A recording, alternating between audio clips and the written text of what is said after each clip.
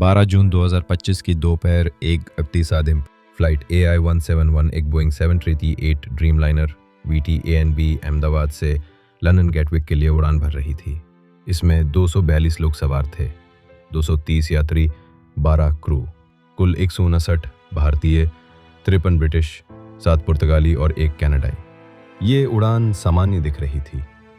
यात्रियों में डॉक्टर, छात्र, व्यवसायी, परिवार और विश्व वीज़ा की उम्मीदों के साथ युवा थे। उनमें से कुछ पहली बार विदेश जा रहे थे। इनमें से एक यात्री थे विश्वास कुमार रमेश, 40 साल के ब्रिटिश नागरिक जो DU में मछली पालन का व्यवसाय चला रहे थे और अपने भाई अजय के साथ लंदन लौट रहे थे। 1 मिनट पहले टेक ऑफ के बाद विमान ने 625 फीट तक चढ़ाव किया, लेकिन फिर अचानक नोस्टर जैसे नीचे की तरफ झुक गया। पायलट की आवाज़ से पता चला, मेडे, इंजन थ्रस्ट लॉस। लेकिन कुछ पल में प्लेन अचानक नीचे गिरा और BJ मेडिकल हॉस्टल दोबारी परिसर में टकराया। ये सिर्फ 33 सेकंड की उड़ान थी, लेकिन इन 33 सेकंड्स में एक ट्रैजिक ड्रामा घटा जिसने 241 लोगों की जान ली और शुरुआत हुई अगली लगभग 53 लोगों की परिस्थितिहीन मौत की जो हॉस्टल की बिल्डिंग में थी। CCTV कैमरों में विमान का टेल किस तरह भवन पर अटक गया, विस्फोट और धुएं के ऊंचे गुब्बारों को रिकॉर्ड किया गया। अचानक चिल्लाहटें, दौड़ती मानवता और डर का मंजर वहां बन गया। छात्र और डॉक्टर्स लंच कर रहे थे, अब वे बचने की जद्दोजहद कर रहे थे। फायर ब्रिगेड, NDRF, NSG और स्थानीय अस्पतालों की टीमें मौके पर दौड़कर पहुंची। PM नरेंद्र मोदी और गृह मंत्री अमित शाह भी घटनास्थल पहुंचे। उन्होंने घायल यात्रियों से मिलकर उनमें हिम्मत भरने की कोशिश की। सिर्फ एक व्यक्ति, विश्वास रमेश ही इस हादसे से जिंदा बचा। सीट 11A पर बैठे थे, एक इमरजेंसी एग्जिट के पास। उनका भाई अजय कुमार पहली ही पंक्ति में थे। दुर्भाग्य से वो बच नहीं सके।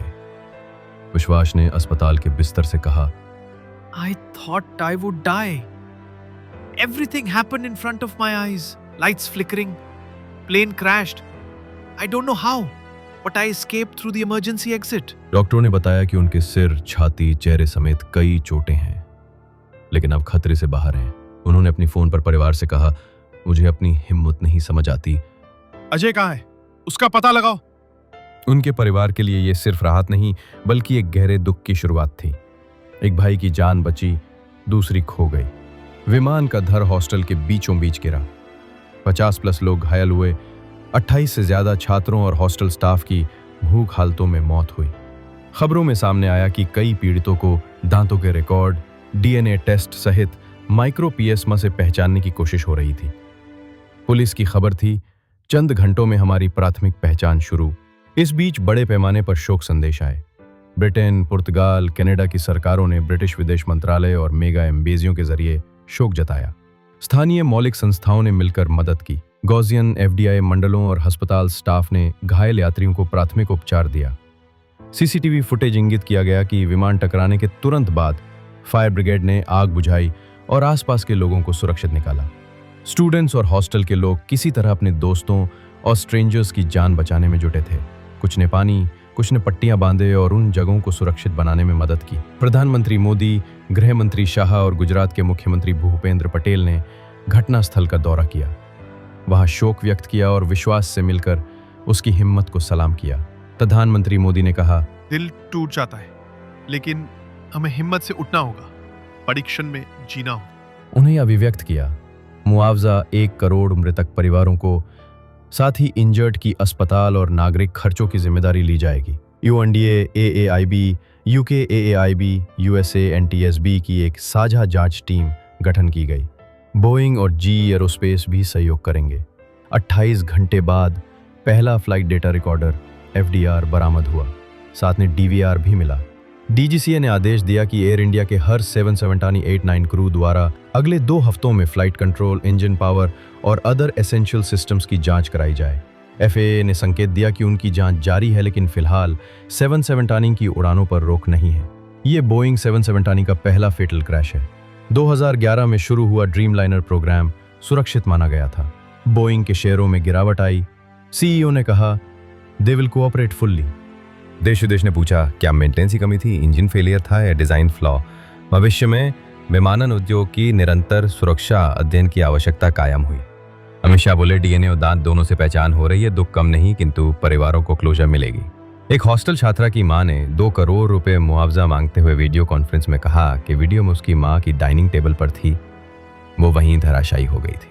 ट्विटर में कवरेज, ब्रिटिश पीएम की condolences, king Charles, queen Camilla की सहानुभूति, UK foreign secretary David Lammy की भावना जताई। विश्वास अस्पताल से धीरे धीरे डिस्चार्ज हुए। मनोवैज्ञानिक ट्रॉमा काउंसलिंग भी उन्हें दी जा रही है। उन्होंने कहा, मैं फिर से जिंदगी की उड़ान भरना चाहूंगा, लेकिन अब मैं और मजबूत हूँ। ब्रिटिश मीडिया ने उन्हें मिरेकल इन सीट 11A कहा। उनके परिवार लेस्टर और ड्यू में अब भी उनकी ठीक से रिकवरी की उम्मीद में जुड़े हुए हैं। इस ट्रेजेडी ने हमें दिखाया तीव्रता, 33 सेकंड में जिंदगी मौत, टिकाऊ पहचान, DNA, दांत, बॉडी रिपोर्टिंग, सुरक्षा सुधार, नई जांच, राहत नियम, मुआवजा, राष्ट्र का जिम्मा, 1 करोड़ रुपए मृतक परिवारों को, मानवता, छात्र, डॉक्टर, पुलिसकर्मी, नागरिक सबने मिलकर बचाव किया। इस हादसे की तीव्रता ने विमानन समाज को झकझोर कर रख दिया। ड्रीमलाइनर अब मात्र एक मॉडल नहीं, जागरूकता का प्रतीक बन गया। जांच परिणाम चाहे जो भी हो, निगरानी जरूरी होगी। 1. Flight control systems, 2. Engine power assurance, 3. Maintenance schedules, 4. Crash response protocols. FA, DGCA, Boeing, GE सभी निगरानी करेंगे। 33 सेकंड की ये उड़ान हमें याद दिलाती है कि हादसे जीवन की सादगी में छुपे होते हैं, लेकिन इंसानियत, साहस और न्याय की उम्मीद कभी खत्म नहीं होती।